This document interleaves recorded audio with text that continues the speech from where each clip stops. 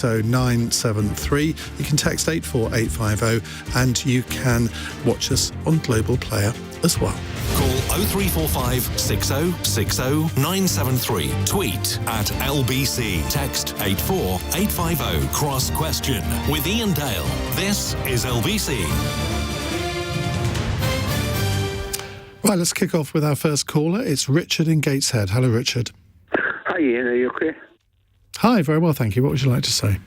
Hi, Ian. To the panel and yourself, of course. Suella Braverman says this new migration bill is the will of the British people. Well, she's not speaking for me. Is she speaking for you? Tim Lawson, is your fellow colleague speaking for you? Well, in this case, yes. The migration bill is a controversial bill. There are a lot of things wrong with it. We put some of those things right when it went through the House of Commons. I'm sure the House of Lords are going to do a lot more to it, and some people in the House of Lords might not want to see it go through at all. But the opinion polls show that people do want the government to get a grip on migration, and this is one part of doing that. It will be a different sort of bill by the end of it. I hope it does go through, but the general thrust, I think, has got the support of the public, and certainly that's what many of my constituents have been telling me when I've been knocking on doors recently. Because you haven't been the biggest fan of Suella Braverman in the past, it has to be said. I think that's very unfair, Ian. On what do you base that? Your questioning of her in the Home Affairs Select Committee. No, well, that's what a good Select Committee member does, whether they're on your own side or not. I mean, there was that, I think you're referring to my question about when I was role-playing as an African 16-year-old orphan and how would I find a safe and legal route to the UK, and she was perhaps slightly struggling for an answer. But that's what this bill now will help with, because we put amendments in it to make sure the government does produce additional safe and legal routes. And that's really important, because if we're going to clamp down on bogus asylum seekers and on the vile people smugglers who are profiting from bringing them across the channel, we've got to make sure that there are proper safe and legal routes for legitimate asylum seekers to whom we have a duty. And are the government going to accept these amendments? Well, they've already accepted them in the in the Commons, and we're going to have more detail and more commitments being teased out in the Lords. I'm absolutely sure. Otherwise, the bill won't go through, and we do need the bill to go through. Angela. Does Suella Braverman speak for me? Absolutely not. You won't be surprised. That's a bombshell.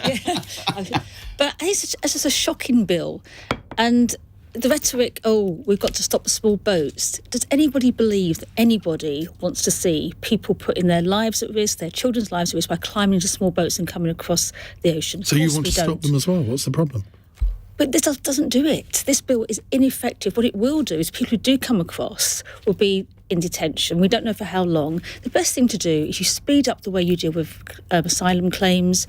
If people come from safe countries, you can fast track those, but you have to tackle the gangs who are responsible for people trafficking, and nothing in this bill does that.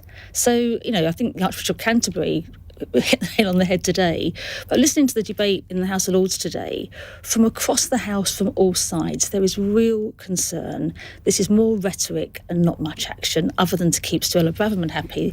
It would be very expensive. You'll have queues and queues of people waiting for decisions to be taken, and that doesn't serve the purpose that the government says it's going to do. So it's not going to work. Is there anything you would disagree with that, Tom? Thanks, Ian.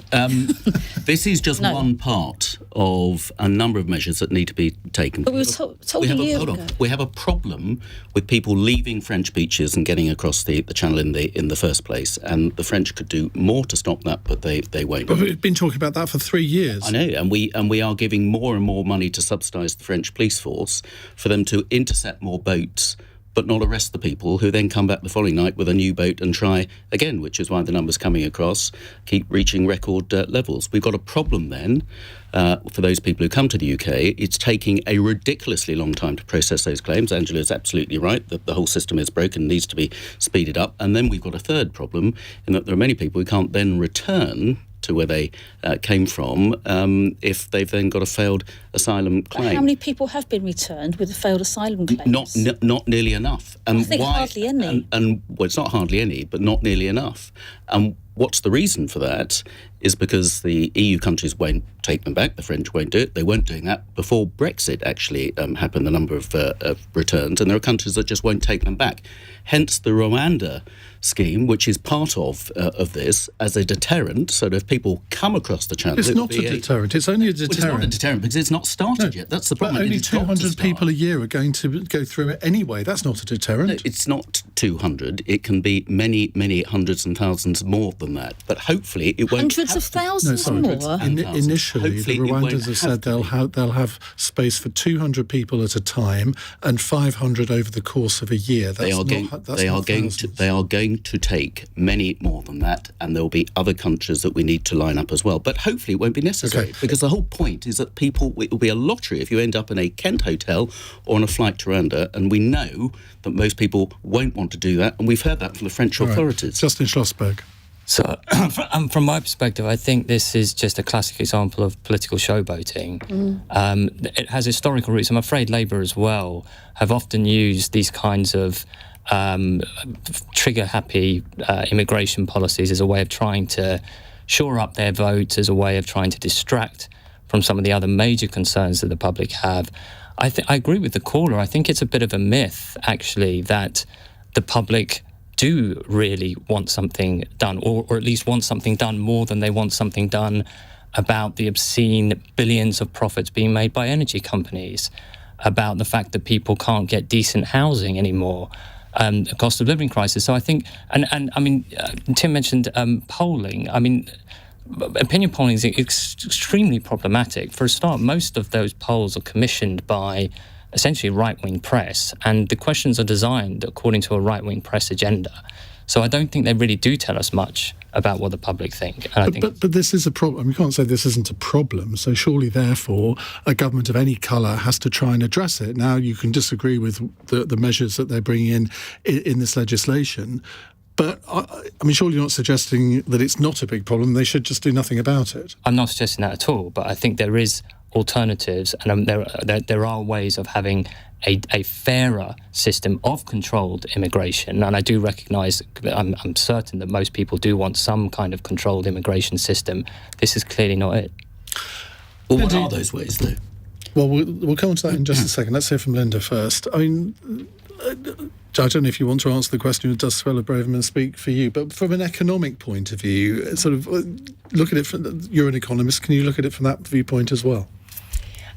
Yes, I think one of the challenges in this area is there is no easy solution. So I think generally speaking, everyone agrees that the people smugglers, the small boats, all of that is dangerous, and nobody has an easy solution to it. So global cooperation would help. Europe a few years ago, they ended up subsidizing actually Turkey quite a lot, and it's that coordination across borders when they were getting that influx of immigration. So it's got to be something along those lines. But on the economic impact, one of the challenges in this area is there is a backlash against immigration because of because people are unhappy about processing times and how they see refugees being treated, and this kind of political debate. So it's actually, I think, it's affecting the way we view immigration, and that does have an economic impact.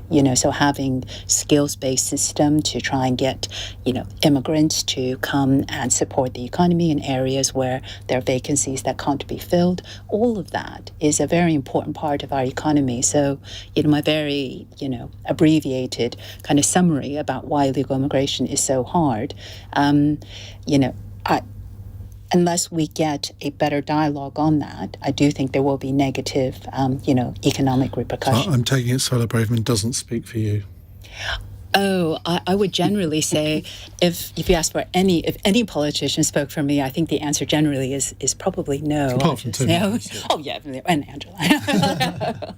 Well, let's just look. We've got a few minutes left on this. Let's look at some potential solutions here, because it is very easy for anybody to say, well, there must be another way of doing it.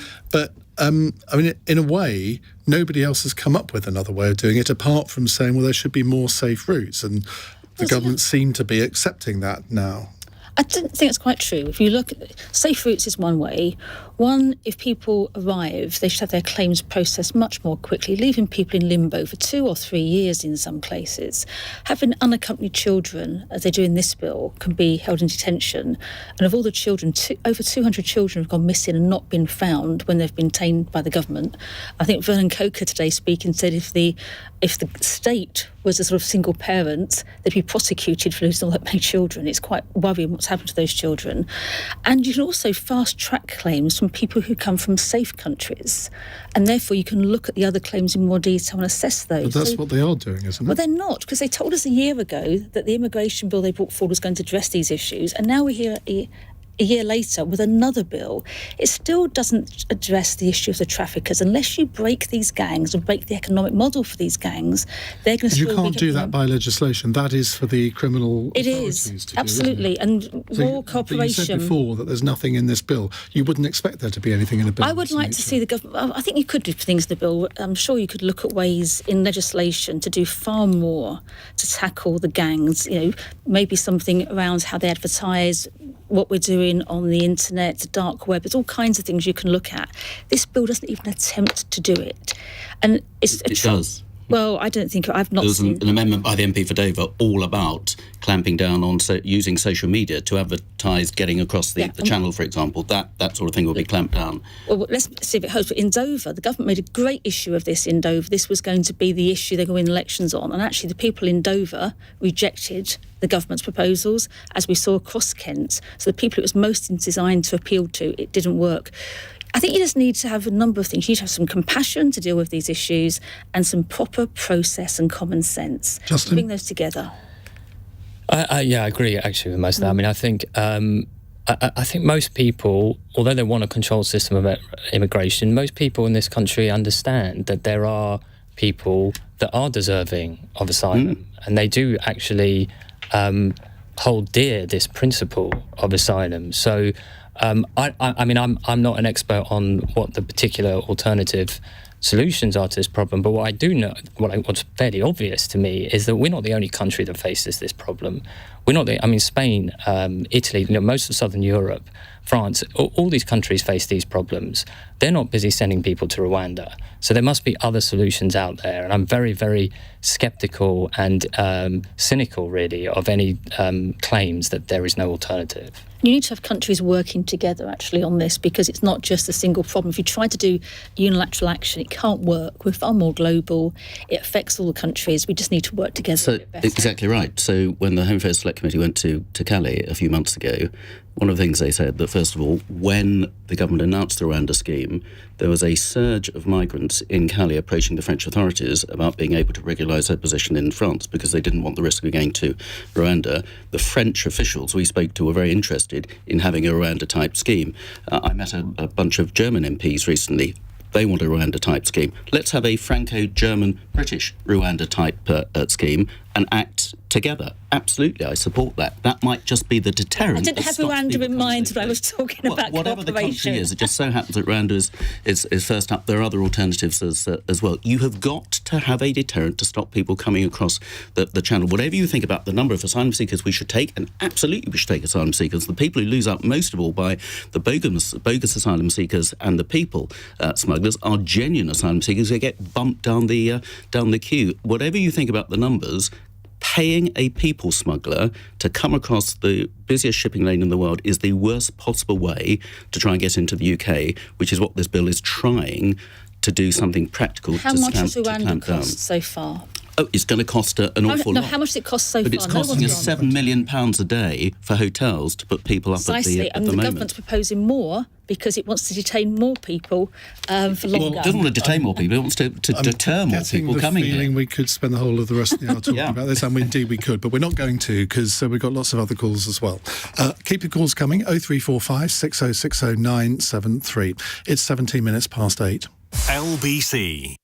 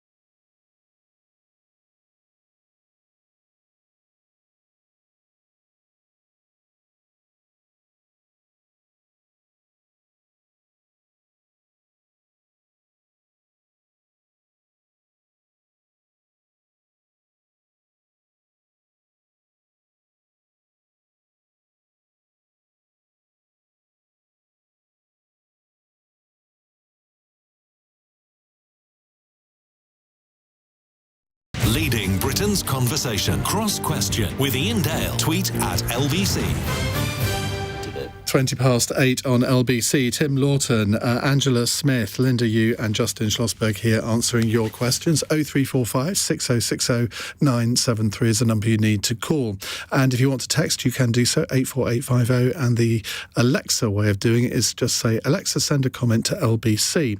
Right, text question from Nina in Chiswick. With the Mirror owner apologising for having once paid a private investigator to follow Prince Harry, is the panel confident that those kinds of practices are now a thing of the past? I have to come to you first on this, Justin. That's your area. Yeah, well, I mean, I'll be honest with you, it's hard for me to be passionately sympathetic about, billionaires, victims of phone hacking. But phone hacking is a serious crime. Is Prince Harry a billionaire? I don't think he is. Well, his family certainly is. But it is a serious crime, and it has affected also ordinary people. And it is symptomatic of a deeply corrupt and corrupted press and media system. I think, we heard just today about the documents in the Daniel Morgan case that were found to have been under lock and key during the panel investigation, the last panel investigation, which found the Metropolitan Police deeply corrupt and corrupted in that case. There was supposed to be a public inquiry that was going to get to the bottom of all of this. It was called the Leveson Inquiry. We had part 1 of that inquiry. Part 2 was postponed precisely because there were ongoing police investigations into phone hacking, and the police, we knew already, were up to their necks in some of it. And we were supposed to have part 2 to get to the bottom of the webs of institutional corruption that lay beneath phone hacking. And we didn't, because it was cancelled by the Conservative government. And I'm afraid that decision was backed even by The Guardian, the newspaper that broke the phone hacking story in the first place. So if that's not a reflection... Why did they back it? I think they fell into line with Fleet Street. I think it was a cowardly move. I think there was all sorts of pressures behind the scenes. And the truth is, this was about power. And the truth, when power doesn't want the truth out, the truth doesn't get out. This particular case here, though, is not involving phone hacking. It's about the Mirror paying a private investigator to follow Prince Harry. Now, I'm struggling slightly to work out why that is such a bad thing. If they, for example, thought that Prince Harry was doing some sort of nefarious activity, what is wrong with hiring a private investigator? Well, firstly, the fundamental principle of journalism that you need to have some kind of prima facie evidence for an allegation before you use methods of subterfuge and invasion of privacy. But secondly, let's be honest, what is the job of private investigators? They don't just follow people up and down the street. They dig the dirt in ways that are, seedy, dark, and very often criminal. We know that from what's came out in the first Leveson inquiry. So to that extent, I do sympathise with him. I think there almost certainly was outrageous invasions of privacy. But it's important to say that this happens also to ordinary people. Millie Dowler's family is the most well known, but there are many, many others. Angela, I hope it has changed. But I couldn't say with confidence that it has.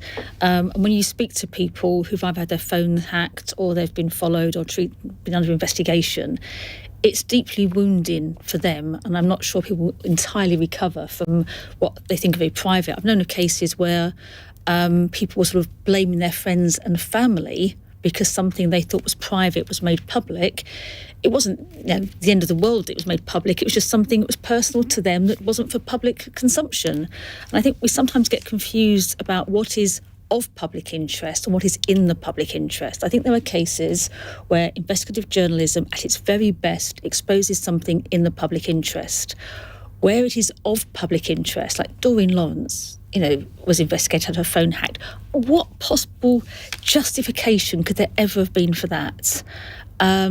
So I think the distinction has to be what is in the public interest, where that's credible, proper investigative journalism, which I think we would all admire and support, and something that's basically the tittle-tattle, who's sleeping with who said what to who. Well, that's what we all want to know. Precisely, but why should you know? You're just a gossip.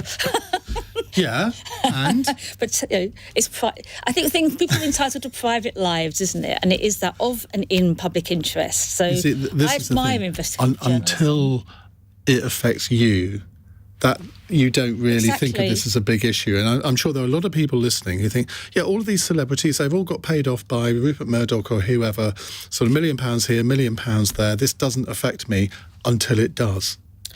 And it's hurtful. The fact that somebody's in the public eye. Now, you see these sort of pictures, don't you, of somebody meeting somebody or somebody's somewhere they didn't expect them to be. People's lives can be destroyed through that. So, but investigative journalism at its best is superb. And there's been some great exposés. You go back through time in politics, in different worlds, in business. And that, I think, is entirely justifiable. But the methods have to be legal. Linda. I'd agree with that. Just speaking of being inadvertently papped, I walked out of the revolving doors here and faced a bank of cameras looking for the Chancellor, and then they perk up, and then they put their cameras down, and I walk on by. But I think it is in this country, the culture around some of this does need some serious re-examining. I think I agree with what's being said in terms of methods, in terms of, public interest. I think about the United States, where I'm from, and there's a big tabloid press. I mean, they make stuff up all the time, apparently. Maybe there are UFOs that have done but my point is, it is still... But my point is, you can have that kind of gossip, that kind of, that kind of tabloidish, that kind of speculation without these methods. And I think that is something in this country that does need to be looked at. The United States, go and pick up Enna magazine off of, in a store, and you're going to find, all sorts of, somebody said the Kardashians, blah, blah, blah, blah, blah. And, but there's a limit to, and people who pick it up half believe it, half don't. So there is a way of doing gossip, I guess, without, these kinds of methods, which do need to change. I'm going to say something which will horrify Justin now. I missed the News of the World. News of the World did some great stories. It did. They exposed corruption in cricket and illegal gambling. And that's the truth of it. You're absolutely right. There are lots of these newspapers, and the Mirror as well, they do good journalism. Even the Mail, which is, sacrilegious for someone like me to say, but they do good journalism, but they also produce a diatribe of misogynistic and racist hate speech, as well as using these illegal methods very often criminal methods of investigation, and that just has to end. We are the basket case, not just of Europe, but certainly of the democratic world in terms of how unethical and untrusted our press is. Tim? Well, I read the papers a lot, and one of my great luxuries is sitting down on a Sunday morning with a large cup of strong coffee and several newspapers. And I used to read the News of the World. I quite enjoyed the News of the World. But I then sort of gradually work up to the more serious newspapers, so it's a sort of warm-up for me. But robust, dispassionate, investigative journalism is not just desirable, it's essential in a proper democracy. And the scrutiny that comes with responsible journalism of politicians, of other people in positions of responsibility, is a good thing. But I think we've, in too many cases, journalists and big newspaper corporations have transgressed that line, and those shocking revelations that came out, which prompted the Leveson inquiry, I think really did shock people. That ordinary, vulnerable families, the Millie Dowler case, Justin said, and others, were fair game for cheap copy in newspapers. That's indefensible, completely indefensible. In the good old days, you had to have the Home Secretary personally sign off a phone tap, and anybody else who did that without the security services would be prosecuted. So this stuff should have been prosecuted much more rigorously. Gone are the days when journalists hung around in brown trench coats and trilby hats scribbling along. Now there are all sorts of technology methods and private investigators. But are governments and that's not journalism. No, right? But are governments too scared of the press to really crack down on these type of cases? I think there's an element of that, and I've been uncomfortable with the failure perhaps to go further. I'm not sure whether Leveson 2 would have done what it was raved up to be, but actually I think we've got to have politicians acting together to say, actually, this is not in the public interest, this has gone too far. But at the same time, that's got to be done fully transparently so that politicians aren't trying to hide things. And that's a difficult balance to get. But I'm sure politicians have been, and governments have been, and political parties have been intimidated by what might happen in the press. But Tim, it's ironic, though, isn't it? Because this government really has acted to stop one case, at least, of, I guess you could call it, well, it was a leak, essentially.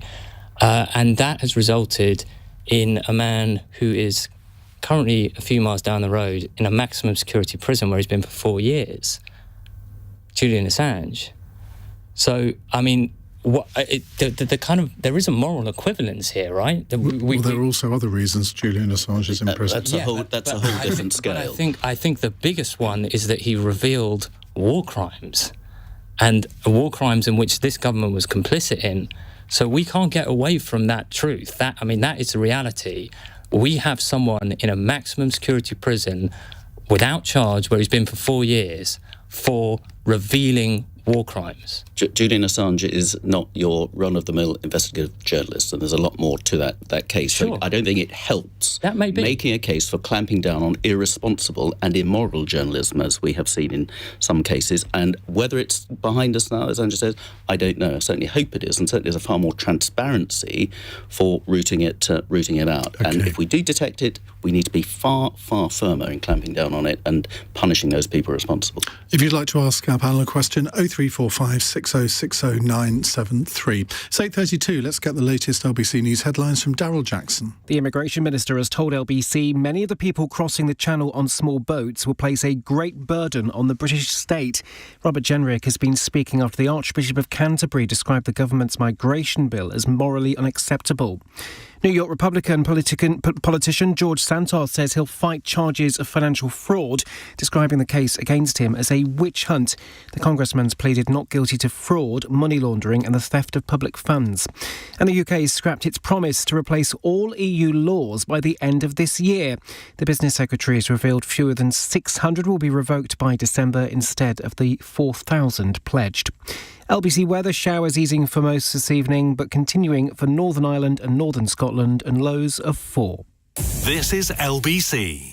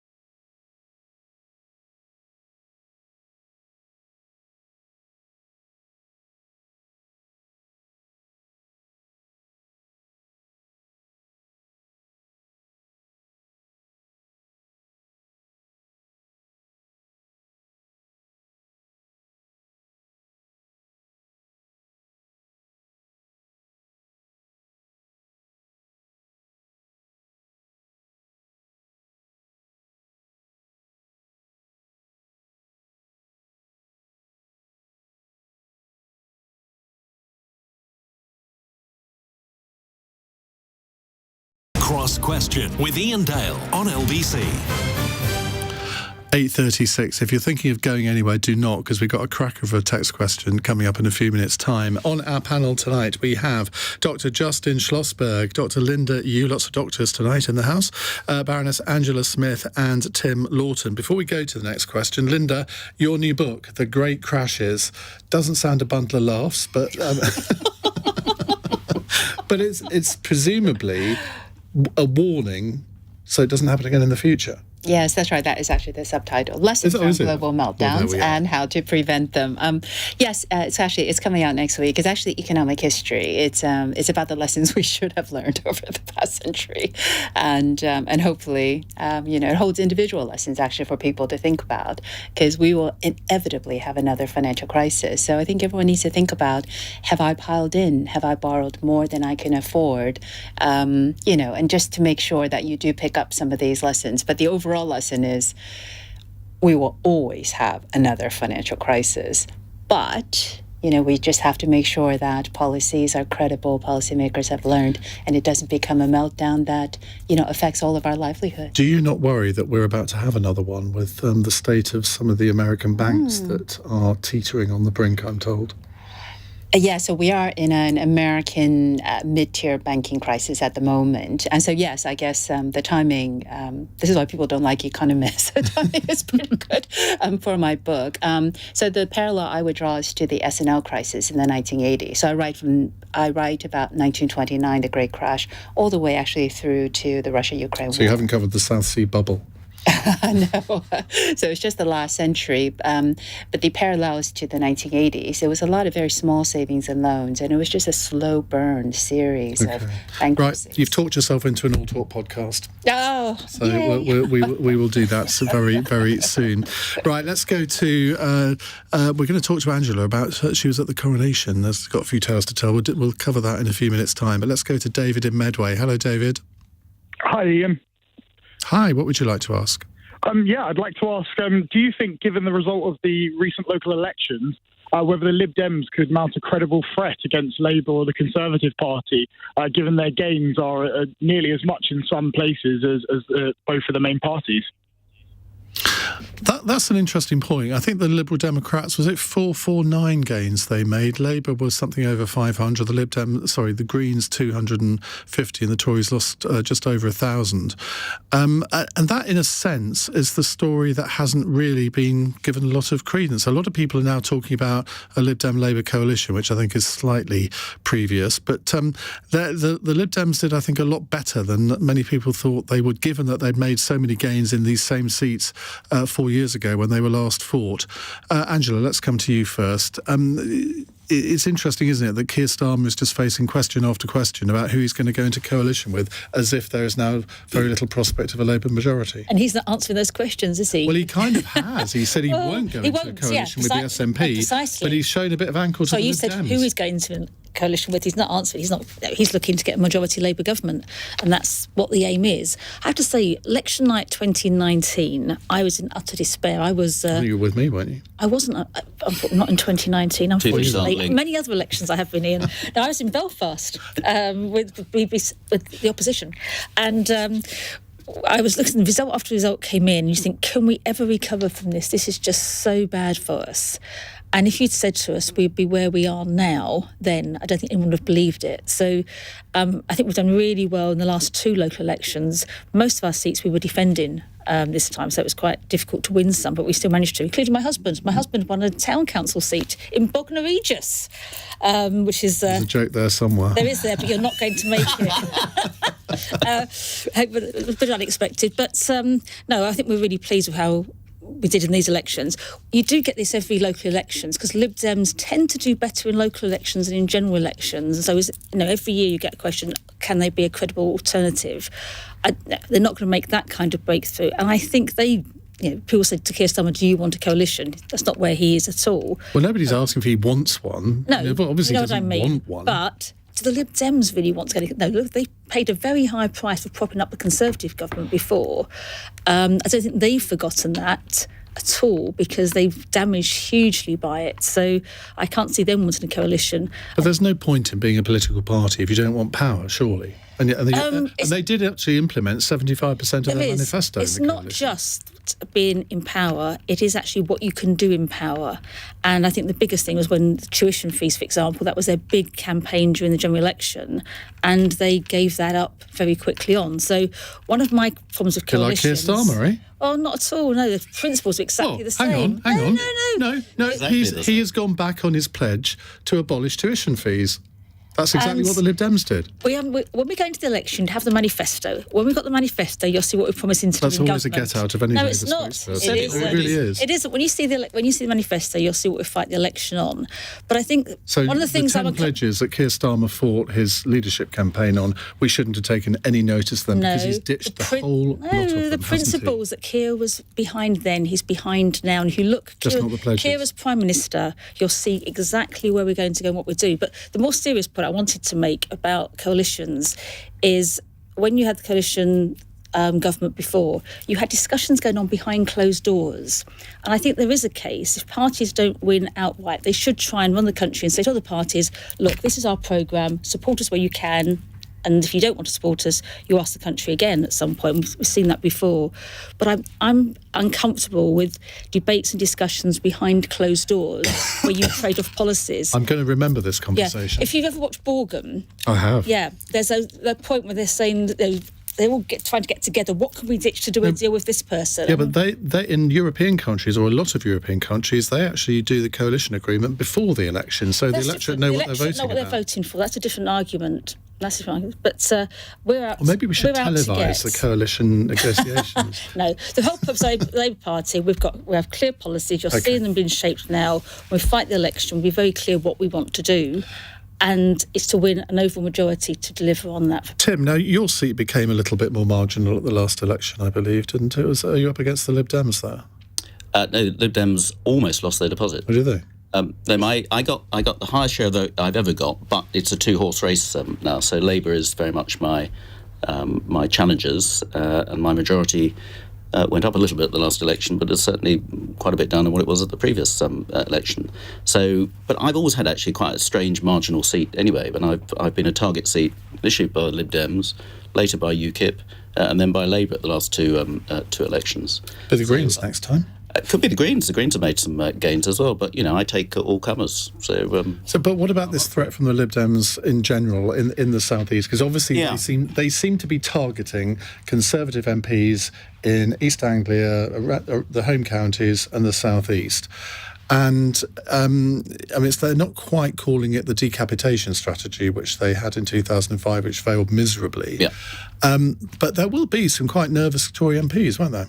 Sure. The Lib Dems had a good night. We had a terrible night. There's no glossing around that one. Actually, the ones proportionally had the best night were the Greens. The Greens increased their number of seats proportionally more than the other. But lost the one council they controlled where they'd been in power. No, they won a council in mid-Suffolk. But they lost the one they were in power, which was Brighton and Hove, which they had been running it. That's because they've been absolutely terrible at running it. Well, I'm next door to Brighton and Hove, and anybody still voted Green after knowing what goes on in Brighton and Hove needs sectioning. I mean, they've been absolutely lousy. And say what you mean. Ruined Brighton. Really ruined Brighton. I'm going to ask Linda and Justin to be quite brief on this so we can fit in a couple more questions before the end. Linda?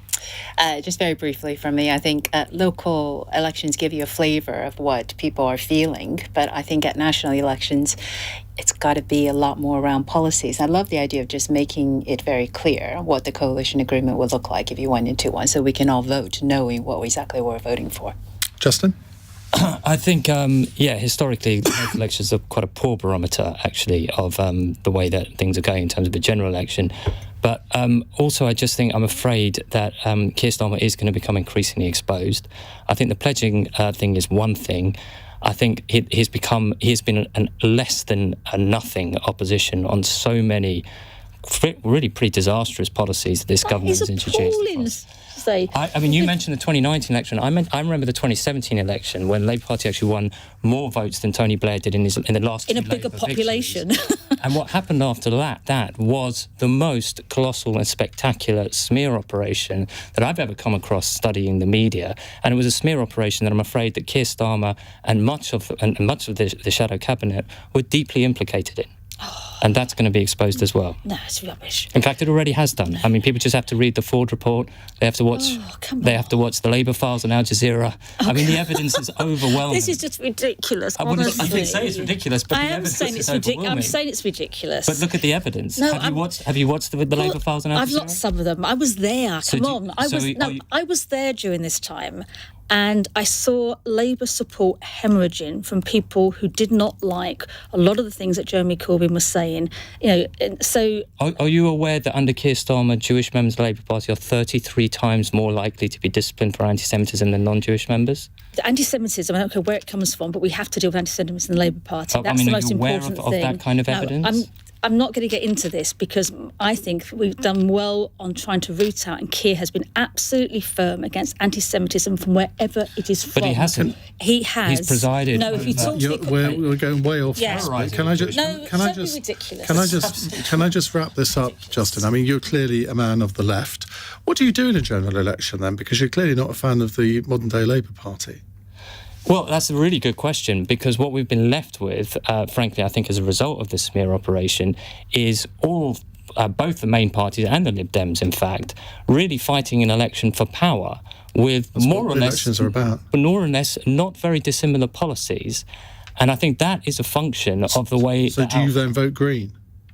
I don't know who I'll vote. I might spoil my ballot, to be honest with you. If the political system is not offering a genuine alternative, why should I? All right.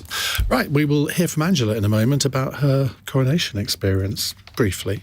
It's 8:47. LBC.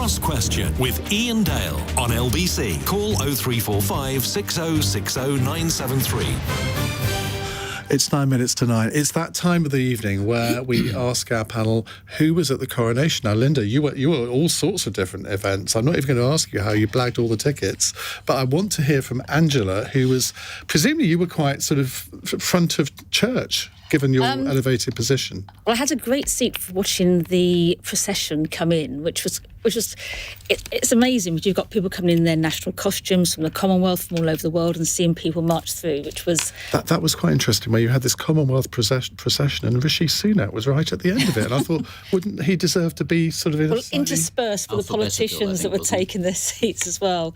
And I was very close to the choir, and the music was just amazing. So I think that the whole thing was incredible. It was fantastic. There's a sense of sort of slightly bizarre where you are and what's happening, and absolutely wonderful at the same time. So I was sitting in front of the musicians, and many of them had composed pieces for the coronation, and it was the first time they'd heard them played all together. They'd only heard their own parts. Two sort of, I suppose, good points for me was, one, because I had to wear the Lord's robes. I didn't have to worry about what to wear. I didn't have to spend a fortune on a dress or a hat or an outfit. But the other thing was quite funny, that we had to be there quite early, had to wait, and were advised that there were very few toilet facilities available. So I think for some people it was nothing to eat or drink before they arrived. We were seated by 9. I got in about 8:30. God. By 9, I was in by 8:30. It started at 11 and we got out around 1. Really? Yeah. I'd still rather watch it on television, I think. Well, actually, I watched the coronation on TV. So where I was sitting, I couldn't see the actual coronation. And of course, Gillian Merron, who was from the Labour Party. What's the point of being there then? Because you were part of it, and we saw the procession. Different people saw different parts of the event. So we could see part of the coronation, but not properly. We saw the procession for the whole way. Other people saw other parts of it, because the Abbey is, as you know, the layout of it. Not everybody can see everything. But I liked that people were mixed up. So in the nave, as people came in, you had people who were celebrities next to charity workers, next to politicians, next to health workers. Who was next to you? I was between actually two Liberals, Ed Davey. I had Keir Starmer one along, Ed Davey, and then Dick Newby from the Lords, and the musicians behind me. I could see Andrew Lloyd Webber, when his piece was being played, he was mouthing the words to it as well, because he was probably hearing it for the first time, played in that atmosphere. Linda, you had the misfortune of being at Windsor for that dreadful concert with acts that nobody had ever heard of, and Lionel Richie. I rather enjoyed it. It was just That's not what you were saying. I finally found the word I was looking for. It was eclectic. Eclectic. Yeah. We get you. But nobody else can do these things, and we'll never see the like of it again. Right, this is the text question, which I've been gagging to ask, from Danny in Wolverhampton. Is 79 too great an age to become a parent? This is because, this comes on the back of the news, that Hollywood actor Robert De Niro, the one that talks Italian, he has become a father for the 7th time at the age of 79. Tim, I don't know why I'm coming to you first on this. He doesn't look 79. That's Tim. Well, I suppose I was children's minister long ago. That's why I was coming to you, yes. Well, I'm glad it's Robert De Niro, not a woman, who's giving birth at 79, because I think that could be a bit tricky. But let's look at it. So when the child is celebrating his or her 21st, Robert De Niro will be celebrating his 100th birthday. There can be a limit on the party games he can join in at that age. I think it is probably a bit too old, isn't it? I mean, we seem to have got later and later when people do tend to have children, and now it's mostly into the 30s, and that's a state of when people get married and can afford to settle down, buy a house, blah blah blah. But 79, really? I mean, just think the impact that child is going to have, having a parent who can't go and play. Only be too knackered to bounce it up and down on his knee, won't he? Yeah. I mean, he's still got it in him, I have to clearly. say, Robert De Niro. But, being a father is quite a big responsibility. So. Linda? Well, 70 is probably the new 50. Well, the reason I say that is because longevity actually means that if you were born in, say, the 1970s, you have a 50% chance of living healthily until you're 100. So the only reason I raise that, not because I think De Niro is, I agree, it's going to be quite challenging. It's just that people are actually living longer. And I think we're going to see different kinds of generations, moving forward in terms of age. But it's interesting you say that, because I was watching on the local news the other night, something about street parties and the Coronation, and they were talking about this 102-year-old who was celebrating her birthday that day. And I just heard her speaking. I looked up, and she looked about 65. And I mean, I always think 102-year-olds, they're going to look all gnarled and sort of really old. She didn't at all. I've got a 102-year-old whose birthday was on Sunday. And I did a dance routine with her. She ran a dance school, and she did an hour's. I did an hour's dance routine with her. At the end of it, in her garage, I was absolutely dripping with sweat. And Dinky Flowers, who is a star, raised money in this sponsored thing, was looking fresh as anything at 102, and she's all with it. Fantastic. I think it says she's all woman. I brought her to the House of Commons. She went dancing with the Speaker. She gave him a run for his money as well. This has taken a turn, hasn't it? Angela? I'd like to say I was impressed, but it's not about giving birth or father and a child. It's actually about being a parent. Yeah.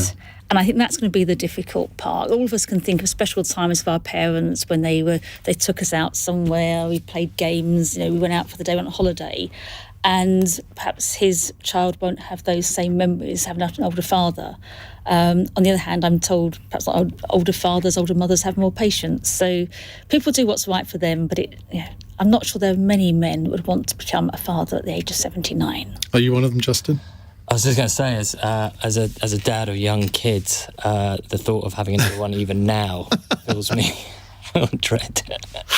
Right, let's go to our fun... that was quite a fun question, but our fun question from Roger in South Shields.